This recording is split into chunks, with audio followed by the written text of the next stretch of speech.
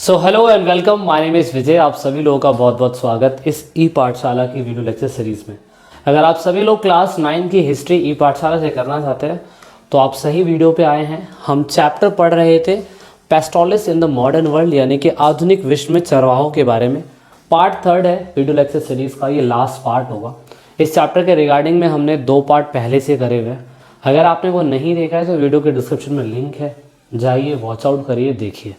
अब दोस्तों आपको बता दूं कि अगर आप लोग टेलीग्राम अकाउंट चलाते हैं तो आपको अच्छी तरीके से नोट्स मिल जाते हैं वहाँ पे, तो ज़रूर जुड़िएगा। इंस्टाग्राम चलाते हैं तो आप कोई भी क्वेरी अगर होती है तो उस क्वेरी के लिए आप लोग हमें इंस्टाग्राम अकाउंट हमारे ई पाठशाला पे भी ज्वाइन कर सकते हैं। इस पूरे लेक्चर सीरीज़ का जो पार्ट रहेगा वो यही रहेगा कि जो पेस्टोलिस लोग हैं जो अफ्रीका के अंदर रहते हैं उनका जीवन कैसा है, उसके बाद वो कौन सी ज़मीन, where have the grazing land gone, और उनकी जो ज़मीन जहाँ पे अपने चरवाहों को चराते थे उनकी सारी की सारी ज़मीनें कहाँ चली गई, वो हम डिस्कस करेंगे। साथ में हम ये भी डिस्कस करेंगे कि जो चरवाहा लोग जो पूरे अफ्रीका के अंदर अपने जानवरों को चराने के लिए प्लेसेस पे लेके जाते थे, बाउंड्रीज बंटने के बाद किस तरीके से उनकी लाइफ में इम्पैक्ट पड़ा वो भी हम समझेंगे।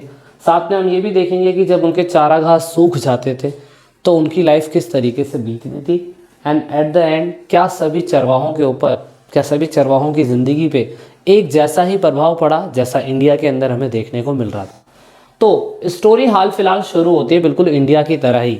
जैसे इंडिया के अंदर अगर आप देखें तो जो चरवाहे होते थे, पेस्टोलिस्ट लोग होते थे, नोमैड्स लोग होते थे, अंग्रेज़ों के आने से पहले उनकी लाइफ कुछ और थी, और अंग्रेज़ों के आने से पहले और अंग्रेज़ों के आने के बाद किस तरीके से उनकी लाइफ बदल गई, वही चीज़ हमने इंडिया वाले पार्ट में देखा था। इंडिया में हमने देखा था कि किस तरीके से पहले जो ब्रिटिशर्स थे वो ग्रीजिंग टैक्स नहीं लगाते थे, क्रिमिनल एक्ट भी नहीं बनाया था उन लोगों ने, लेकिन बाद में फिर उन लोगों ने इन चीज़ों को लागू कर दिया। सेम ऐसा ही उन्होंने अफ्रीका के अंदर भी करा। अफ्रीका का वो प्लेस जहाँ पर सबसे ज़्यादा घुमंतू लोग रहते थे, चरवाहे रहते थे, उनकी लाइफ किस तरीके से प्रभावित हुई हम ये भी जानने की कोशिश करेंगे। अब क्या जानेंगे आगे समझते हैं। मतलब अफ्रीका की लाइफ से स्टार्ट करेंगे क्योंकि इसमें कंपैरिजन बताया गया है कि जो लोग चरवाहे इंडिया के अंदर रहते थे, कुछ वैसे चरवाहे अफ्रीका के कॉन्टिनेंट में भी रहते थे। रहने का कारण ऑफकोर्स अगर आप देखो तो लगभग 22 मिलियन अफ्रीकन जो लोग हैं, मतलब लगभग 2 करोड़ से भी ऊपर, आज भी अगर आप देखें तो घुमंतू जीवन, चरवाहा जीवन जीते हैं और अपना जीवन यापन उन्हीं चीज़ों से ये लोग चलाते हैं। क्योंकि दुनिया अगर आप देखो तो ये ऐसा प्लेस है जहाँ पे एग्रीकल्चर उस तरीके से नहीं हो सकता है, इसलिए ज़्यादातर लोगों का काम जो है अगर आप देखें तो कहीं ना कहीं देहाती गतिविधियाँ, जैसे हम क्या बोलते हैं, जब पेस्टोलिस एक्टिविटीज़ बोलते हैं, ये करने में इनकी लाइफ बीत जाती है। अगर आप देखें तो पूरे के पूरे अफ्रीका के अंदर, जैसे इंडिया में पंजाब की साइड में, राजस्थान की साइड में, हिमाचल की साइड में अलग अलग तरीके से चरवासी रहते हैं। सेम अफ्रीका के अंदर भी अगर आप देखें तो बारबेस,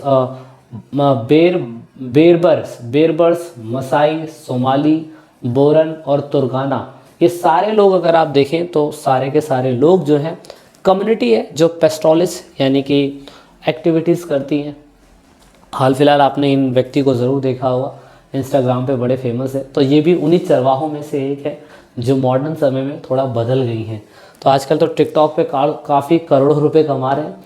लेकिन दोस्तों पुराने ज़माने में चरवाहों का जीवन कैसा था वो अफ्रीका के एक जाति का एग्जाम्पल उठा के समझाने की कोशिश कर रही है एनसीईआरटी, और आपको बता रही है कि मसाई लोग किस तरीके से थे।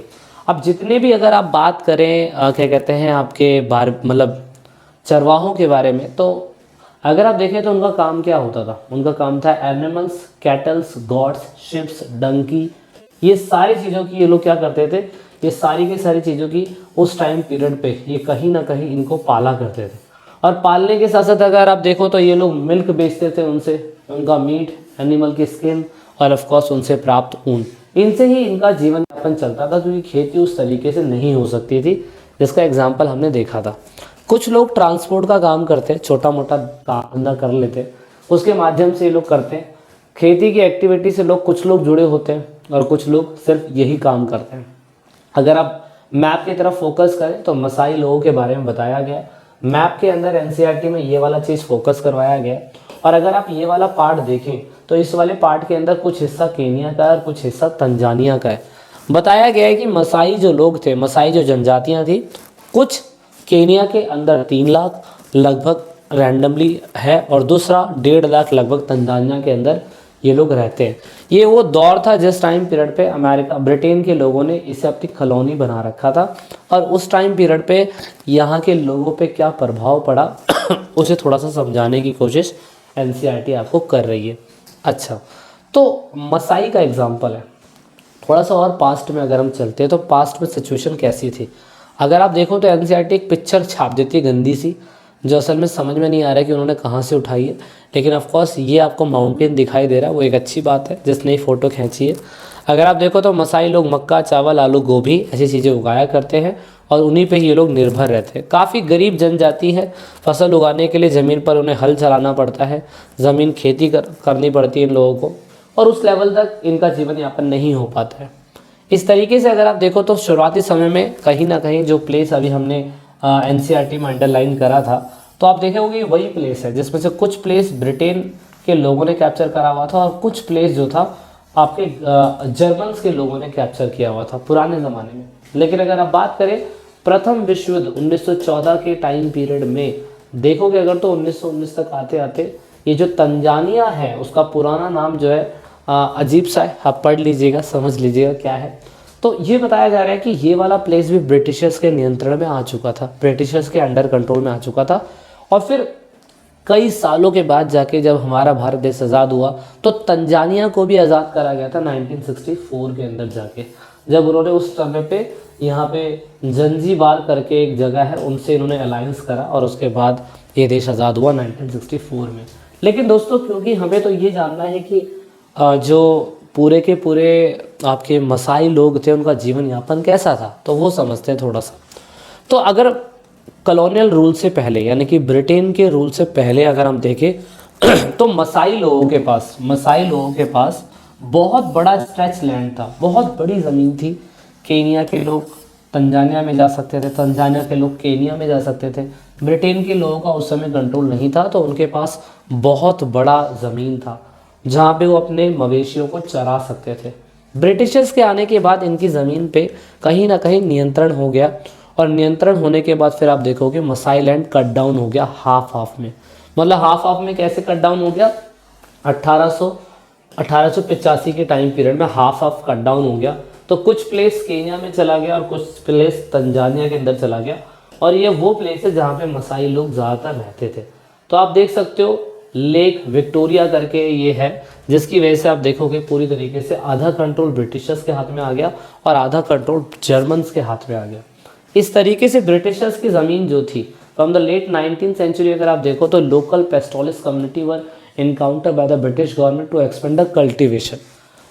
जो place British East India Company के बीच में आ गया था, तो आप देखोगे कि वहाँ पे कोशिश ये करवाई गई कि उन लोगों से बोला गया कि आप लोग एग्रीकल्चर करो। इंडिया वाला सीन, एग्रीकल्चर करोगे तो ज़मीन फर्टिलाइज होगी, ज़मीन फर्टिलाइज होगी तो वहाँ के ज़मींदारों से पैसा लेंगे तो ब्रिटिश ईस्ट इंडिया कंपनी का खजाना बढ़ेगा।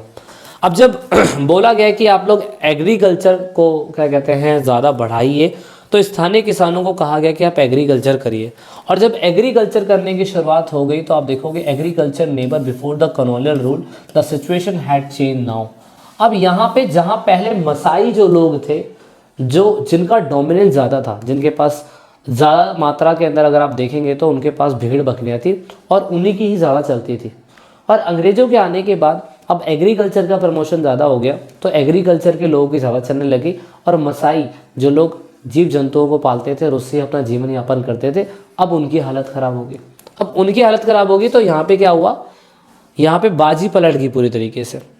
दूसरा, जहाँ पे मसाई लोग रहा करते थे वहाँ पे जानबूझ के ब्रिटिशर्स ने ऐसी ज़मीनों को एक्वायर कर लिया, जिसकी वजह से आप देखोगे जो बहुत बड़ा हिस्सा, कई किलोमीटर का हिस्सा उनके चारागाहों के लिए, उनके खाने पीने के लिए होता था, वो कम हो गया। कैसे कम हो गया, अगर आप देखो तो मसाई लैंड में केनिया की अगर हम बात करें तो तंजानिया के अंदर सगरेंटी पार्क करके इन्होंने बहुत बड़े इलाके में पार्क बना दिया, और ये पार्क बनाने के बाद कहा गया कि ये रिस्ट्रिक्टेड प्लेस है, यहाँ पे आप सिर्फ और सिर्फ हंटिंग करेंगे और कोई भी बंदा यहाँ पे अपने एनिमल्स कैटल से लेकर नहीं आएगा।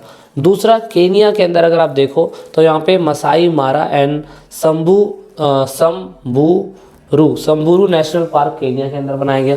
तो इतना बड़ा इलाका आप देख सकते हो कैप्चर कर लिया गया। तो मसाई लोगों के लिए ज़मीन तो वैसे ही कम हो गई, और जब ज़मीनें कम हो गई तो मसाई लोगों का जीवन जो है अस्त व्यस्त होने लग गया। तो continue grazing within the small area inevitably mean the desertic situation the quality of the precious land. मतलब अब छोटे से ही जगहों के ऊपर अगर कंटिन्यू अपने चारागाहों को चरवाओगे, मतलब अपने जो नोमैड्स जो आपके जानवर हैं छोटी प्लेस पे अगर उनको खिलाओगे तो कंटिन्यू खिलाने की वजह से खाने वाली जो चीज़ें होती है, जो घास फूस होती है, वो सब खत्म हो जाती है। और जब ख़त्म हो जाती है तो फिर आप नोटिस करोगे कि छोटी ज़मीनें अगर उनके पास बची हुई है तो बेचारों के ड्रॉबैक्स तो हमें देखने को मिलेंगे। उनके जानवर ढंग से नहीं खा पाएंगे, जानवर ढंग से नहीं खाएंगे तो फिर आप नोटिस करोगे कि जानवर मरने लगेंगे। और यहाँ सेम ऐसा हुआ, इसीलिए बॉर्डर क्लोज कर दिए गए कि केन्या का जो पशुपालन का बंदा होगा वो तंजानिया नहीं आएगा, तंजानिया के बसाई जो होंगे वो यहाँ नहीं आएंगे। इस तरीके से उनको रिस्ट्रिक्शंस लगा दिए गए। और रिस्ट्रिक्शंस लगाने के बाद ये कहा गया कि इवन अगर आप क्या कहते हैं दूसरी प्लेसेस पे जा भी रहे हैं ना तो आपको परमिशन लेने की ज़रूरत है। परमिशन इतना ख़तरनाक कर दिया गया कि कोई परमिशन ले ही नहीं पाता था। और परमिशन अगर गलती से मिल गया और अगर आप उस ड्यूरेशन में अपने कैटल्स को चरा के नहीं लाए और आपको पकड़ लिया गया तो आपके जो जानवर हैं उन्हें रख लिया जाएगा। और दूसरी बात, यहाँ पे आपके ऊपर पेनल्टी भी रखी जाएगी। तो इस तरीके से इन लोगों ने, जैसे इंडिया के अंदर ग्रेजिंग टैक्स इंट्रोड्यूस करा था, ऐसा ही सेम इन लोगों ने क्या कहते हैं अफ्रीकन लोगों के ऊपर, मसाई लोगों के ऊपर ये टैक्स इम्पोज कर दिया। क्योंकि उनको लगता था कि घास जो खा रहे हैं वो भी हमारी ज़मीन पे उगा हुआ है। इसीलिए यहाँ पे आप देखोगे कि उन लोगों ने पूरी तरीके से वाइट टाउन्स और ब्लैक टाउन्स अलग कर दिए। और इवन ये भी कहा गया कि मसाई लोग जो है अपनी भेड़ बकरियों को अपने पास ही रखेंगे। तो ये एक तरीका था पूरी तरीके से कंट्रोल करने का। यहाँ पे मसाई लोग जो थे बेचारे, जब छोटी सी ज़मीन थी जहाँ पे उनको अपने मवेशियों को चराना होता था, उन छोटी सी ज़मीनों के ऊपर अगर आप देखोगे तो जो मसाई लोग अपने जानवरों को खिलाने के लिए जहाँ बड़े बड़े खेत पहले उनके पास होते थे, अब खेत सिमट गए हैं, तो आप नोटिस करोगे उनकी कैटल्स ढंग से खाने को नहीं मिलेगा। और जब ढंग से खाने को कैटल्स को नहीं मिलेगा तो उसकी वजह से आप नोटिस करेंगे कि बहुत सारे क्या कहते हैं कैटल्स मरने लगेंगे। तो एक आंकड़ा है 1930 का, 1930 में ऐसा कहा जाता है कि लगभग उनके पास 7,20,000 कैटल्स थी, 8,20,000 शिप्स भेड़ें थी, 1,71,000 डोंकीज थे। लेकिन इस टाइम पीरियड तक आते आते 1933 और 34 तक आते आते उनकी सारी की सारी जनसंख्या जो थी वो आधी हो गई। और आधी होने का कारण क्या, जानबूझ के ये कहा गया इन लोगों को कि भैया अपने भेड़ बकरियां कम कर लो, इलाका कम है, चराने के लिए टैक्स देना पड़ रहा है, उतना फ़ायदा नहीं हो पा रहा, इसी वजह से प्रॉब्लम हो रही थी। अब सभी पे इसका इक्वल इफेक्ट नहीं पड़ा। सभी पे इक्वल इफेक्ट क्यों नहीं पड़ा? समाज में उस समय मसाई लोग दो वर्ग के हुआ करते थे, एल्डर्स और वॉरियर्स। पूरे मसाई सोसाइटीज़ के अंदर एल्डर्स वो होते थे जो पूरे मसाई कम्युनिटी की जो बड़ी बड़ी डिसीजंस होती थी उनको लिया करते थे, और वॉरियर्स वो लोग हुआ करते थे जो दूसरी कम्युनिटी के ऊपर क्या कहते हैं अटैक करके उनकी भेड़ बकरियां चोरी कर लेते थे। और ये उनकी मर्दानगी को साबित करने का तरीका होता था। तो जैसे कि हमारे इंडिया के अंदर होता है ना, ये अकबर, बाबर, हुमायूं, ये जो लोग थे इन्होंने कैसे दूसरे प्लेसेस को कैप्चर करा और अपना डोमिनेंस दिखाने की कोशिश करी, सेम ऐसा ही ये लोग किया करते थे। एल्डर्स वहाँ पे वो ज़मीन अक्वायर करते थे, यहाँ पे भेड़ बकरियाँ, गधे घोड़े ये अक्वायर कर लेते हैं।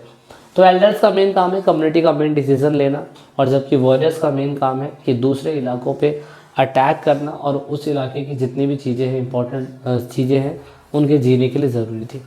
लेकिन फिर फाइनली आप देखेंगे कि ट्राइब्स जो लोग हुआ करते थे ये, उनकी लाइफ कहीं ना कहीं अंग्रेज़ों के आने के बाद पूरी तरीके से अस्त व्यस्त हो गई। अस्त व्यस्त होने का मतलब यही था कि कहीं ना कहीं सेवरल रिस्ट्रिक्शंस इम्पोज कर दिए गए, मतलब कुछ प्रतिबंध उनके ऊपर कर दिए गए, उनके ऊपर रेड करने लग गए ये लोग। ऑफकोर्स इसकी वजह से जो एल्डर्स थे और वॉरियर्स थे, कहीं ना कहीं इस चीज़ के अंदर आप देखोगे कि अंग्रेज़ जो लोग थे उनकी ताकत को ख़त्म करते जा रहे थे। They could now buy animals, goods and land, and they also landed money to the needy, and many of them began of living in the town involve themselves in a trade, thus the chief become more powerful। अब ऐसा ही होता है कि elders और warriors जो होते थे, warriors जिनका काम था सिर्फ और सिर्फ एग्रीकल्चर भेड़ बकरियों से ही अपना जीवन यापन करना, जैसे जैसे अंग्रेज आए उनकी भेड़ बकरियाँ कम होने लगी। तो बड़े बड़े जो चीफ लोग हुआ करते थे, जो एल्डर्स लोग हुआ करते थे मसाई कम्युनिटी के अंदर, उन लोगों के पास पैसा होता था, उन बेचारों को अपना जीवन यापन चलाने के लिए वॉरियर्स को पैसा दिया करते थे, या गरीब जो मसाई लोग थे जिनके पास जानवर हुआ करते थे, उन जानवरों को कहीं ना कहीं कंट्रोल, मतलब उन जानवर, वो तो मर गए ना, तो अपनी फैमिली तो चलानी पड़ेगी, उसके लिए वो चीफ जैसे लोगों से पैसा लिया करते थे। और जब पैसा लिया करते थे तो तुम नोटिस करोगे कि फिर जब काम धंधा भेड़ बकरियों का रह नहीं गया तो दूसरे काम करने पड़ेंगे, फैमिली चलाने के लिए कुछ तो करना पड़ेगा। इस तरीके से आप नोटिस करेंगे द पुअर पेस्टोलिस्ट जो थे उनका बहुत बुरा दौर चलने लग गया था, बुरे वक्त से ये लोग गुजरने लग गए थे। कारण सिंपल सा यही था बुरे वक्त से गुजरने का, कि वहाँ पे रूल्स जो थे वो लगा दिए गए अंग्रेज़ों के द्वारा, और यहाँ पे बेचारों को, बहुत सारे लोगों को माइग्रेट होना पड़ा दूसरे काम के लिए, लेवीहुड के लिए, और बेचारों को पुराने जो वो काम करने पड़ गए जो कभी नहीं करते थे, जैसे कि कंस्ट्रक्शन बिल्डिंग के अंदर काम करना, रोड बनाना वगैरह वगैरह। तो ये सारी चीज़ें, तो लास्ट में अगर अंत में हम देखें तो निष्कर्ष पे, तो इस तरह हम देख सकते हैं कि आधुनिक विश्व में आए बदलाव से दुनिया के अलग अलग चरवाहों समुदायों पर अलग अलग तरह का असर पड़ा, और कानून और सीमाओं ने उनकी आवाजाही का ढर्रा बदल दिया। जैसे जैसे चारागाह खत्म होते गए, जानवरों को चराना एक मुश्किल काम होता चला गया, और जो चारागाह बचे थे वे भी अत्यधिक इस्तेमाल की वजह से बेकार हो गए। सूखे के समय उनकी समस्या पहले से भी ज़्यादा बढ़ जाती थी, क्योंकि तब उनके जानवर बड़ी तादाद में दम तोड़ने लगते थे। अब उनके आने जाने पर बहुत सारी बंदिशें थोप दी गई थी, इसीलिए वह नए चारागाहों की तलाश में भी नहीं कर सकते, नए चारागाहों की तलाश भी नहीं कर सकते थे। नॉर्मल है, एनसीईआरटी ने बड़ी ही सिंपल लैंग्वेज में समझाने की कोशिश करी गई है कि जब ज़मीन ही नहीं बचेगी तो बेचारे उनके मवेशी खाएंगे क्या, छोटी प्लेस है, ज़्यादा चरोगे तो वो ज़मीन भी ख़राब हो जाएगी, तो इसीलिए बेचारों को फिर दूसरे काम करने ही पड़ गए। So here we go, this is your chapter, Maasai का एग्जाम्पल था। आई होप आपको चीज़ें समझ में आई होगी। वीडियो की लेक्चर सीरीज़ में आपको 9th क्लास की पूरी मिलेगी, डिस्क्रिप्शन में लिंक है, जाके वॉच आउट करिए कंप्लीट सीरीज़। मिलते हैं जल्दी नेक्स्ट क्लास में। जय हिंद, जय Bharat. This is it in this video.